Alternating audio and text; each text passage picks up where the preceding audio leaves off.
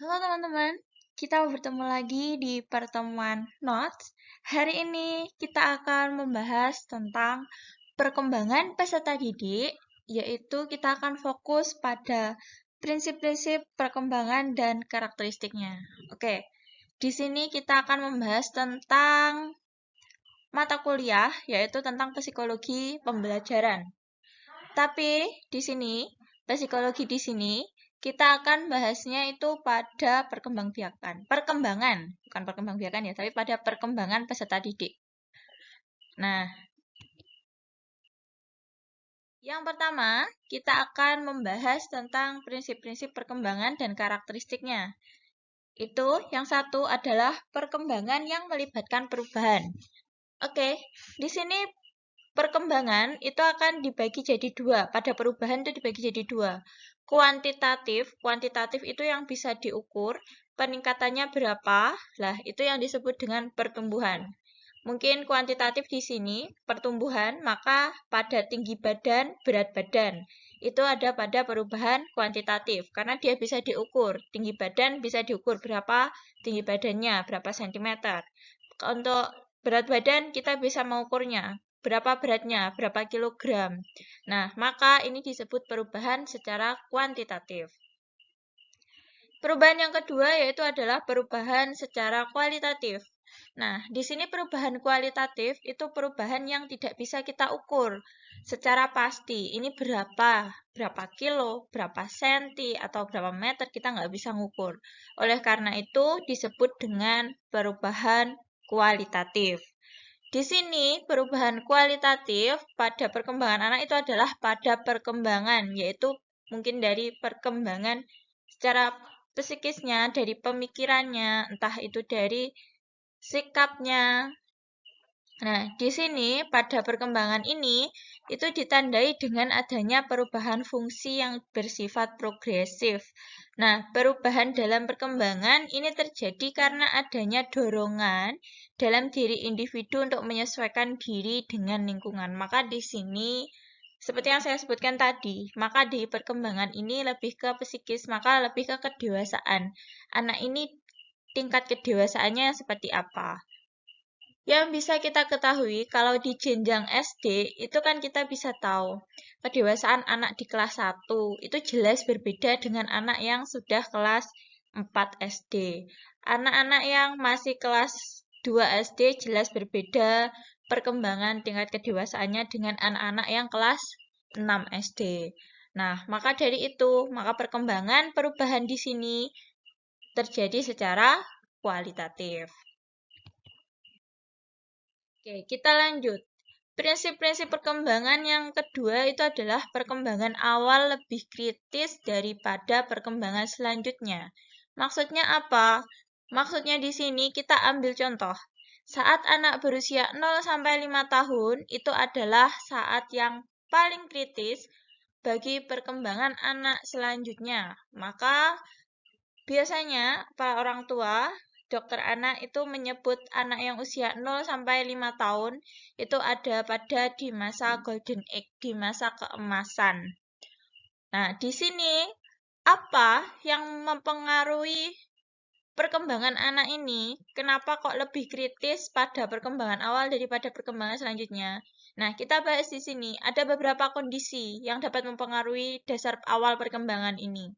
Yang pertama itu bisa karena adanya hubungan antar pribadi, terutama dengan anggota keluarganya. Hubungan anak dengan ayah, hubungan anak dengan ibu, hubungan anak dengan saudaranya yang lain. Selanjutnya, itu adalah keadaan emosi yang terbentuk karena sikap menerima atau menolak dari orang tua atau anggota keluarga yang lain. Ketika anak melakukan suatu kegiatan, entah dia salah, entah dia benar. Nah, orang di sekitarnya bagaimanakah bentuk penerimaannya, bagaimana bentuk penolakannya, itu juga mempengaruhi perkembangannya. Selain itu ada cara dan pola pengasuhan anak. Cara dan pola pengasuhan anak dari setiap orang tua itu berbeda. Maka hasil dari perkembangan anak itu juga berbeda karena cara dan pola pengasuhan dari keluarga, dari orang tua khususnya.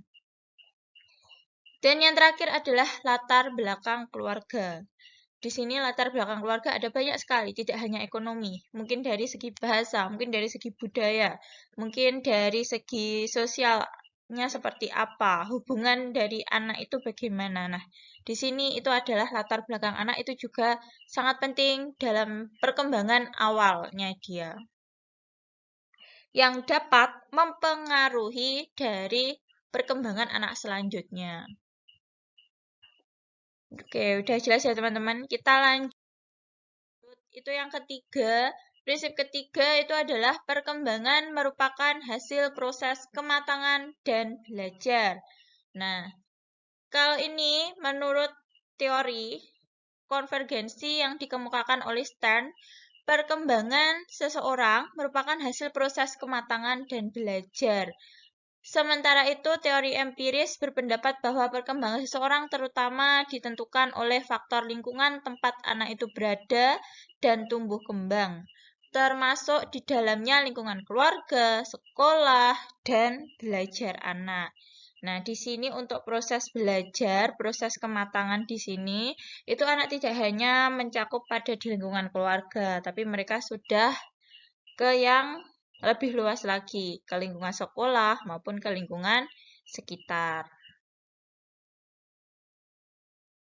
Prinsip keempat itu adalah perkembangan mengikuti pola tertentu yang dapat diramalkan. Di sini perubahan ini akan berakibat pada perkembangan yang terjadi pada seseorang mengikuti pola urutan tertentu dengan seksama. Nah, pola ini itu dikenal dengan hukum tempo atau irama perkembangan. Kita lanjut saja. Yang kelima, itu ada pola perkembangan memiliki karakteristik tertentu. Pola perkembangan itu selain mengikuti pola tertentu yang sudah diramalkan seperti yang dijelaskan di poin keempat, itu juga mengikuti pola-pola perkembangan karakteristik tertentu. Nah, ini maksudnya gimana? Maksudnya di sini, perkembangan itu bergerak dari tanggapan yang umum menuju ke tanggapan khusus. Perkembangan pun berlangsung secara berkesinambungan. Prinsip yang keenam itu adalah terdapat perbedaan individu dalam perkembangannya.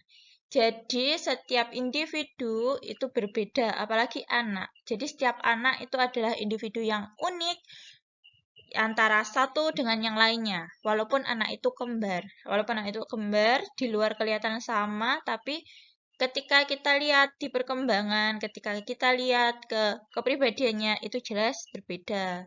Maka dari itu, jangan samakan lagi jika anak itu adalah versi mini, versi kecilnya orang dewasa. Bukan, karena setiap anak itu adalah individu baru. Dia adalah individu yang unik, dia memiliki sifat yang sendiri, dia punya sikapnya sendiri, pemikirannya sendiri, seperti itu. Nah, di sini, teman-teman, perbedaan individu ini itu bisa disebabkan oleh faktor-faktor yang lain. Di sini kita bisa ketahui ada faktor internal dan juga ada faktor eksternal. Oke, perkembangan individu ini kalau kita lihat dari faktor internal, itu bisa seperti jenis kelamin, bisa pada faktor keturunan. Internal berarti pada dirinya sendiri, gennya. Gen dari keluarganya itu seperti apa, dari orang tuanya seperti apa. Kalau faktor eksternal, eksternal itu berarti dari luar, bisa dari gizi, bisa dari makanan, bisa dari lingkungan sekitar yang mempengaruhi dia.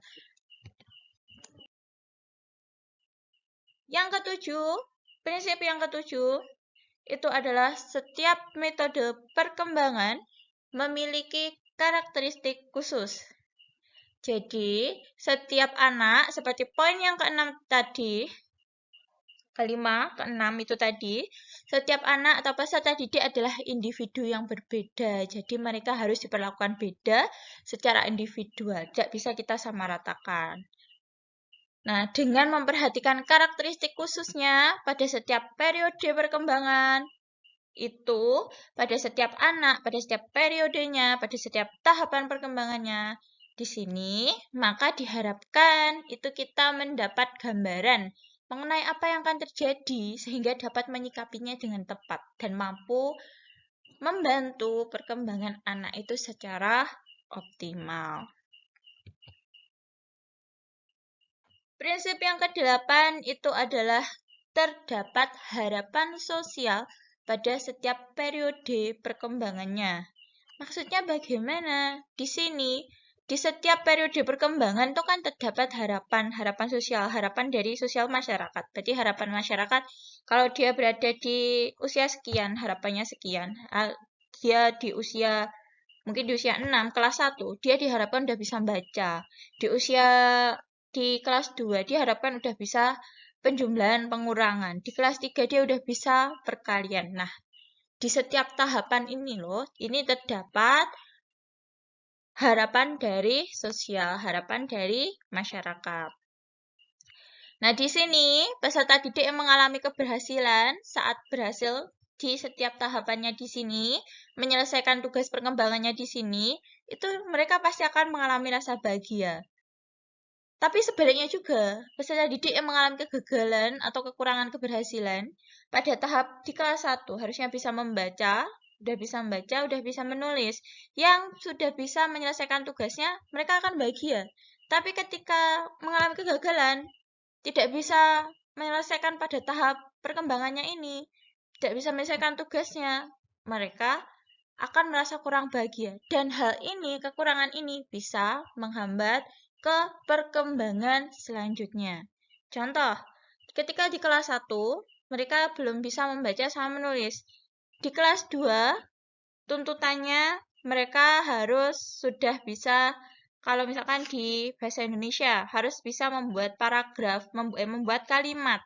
Nah, dia belum bisa hafal huruf. Di kelas 1 belum bisa hafal huruf. Jelas di kelas 2 akan mengalami kesulitan saat membuat kalimat. Jadi jelas ketika di tahap perkembangan awal dia mengalami kesulitan, dia mengalami kegagalan, maka di perkembangan selanjutnya dia juga akan mengalami kesulitan. Justru lebih bertumpuk lagi, double lagi. Di kelas 1 harusnya dia sudah mengenal angka 1, 2, 3, dan seterusnya.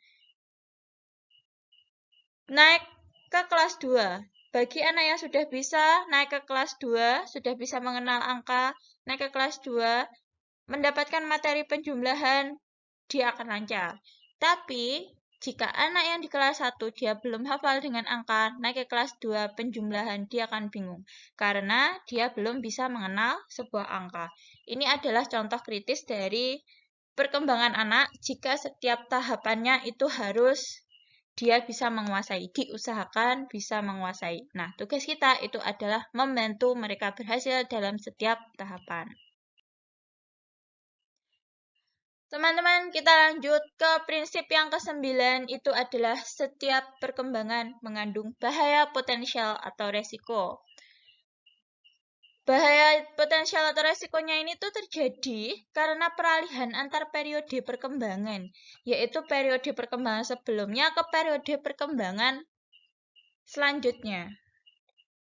Nah, kalau terjadi ketidakseimbangan atau adanya tuntutan sosial dari peserta didik, nah di sini peserta didik itu tidak bisa kurang berkembang. Prinsip yang ke-10 adalah kebahagiaan bervariasi pada berbagai periode perkembangan. Kebahagiaan pada masa kecil di sini adalah kebahagiaan itu memegang peranan penting dalam perkembangan seseorang. Kenapa? Karena hal ini akan jadi modal dasar bagi kesuksesan perkembangan dan kehidupan selanjutnya. Anak yang bahagia itu tercermin dari sosok dan perilakunya. Biasanya mereka akan sehat dan energik. Oke, itu tadi pembahasan kita hari ini. Semoga bermanfaat. Jika ada yang kurang dimengerti, silahkan kalian komen di kolom komentar. Sekian pertemuan kita hari ini. Assalamualaikum.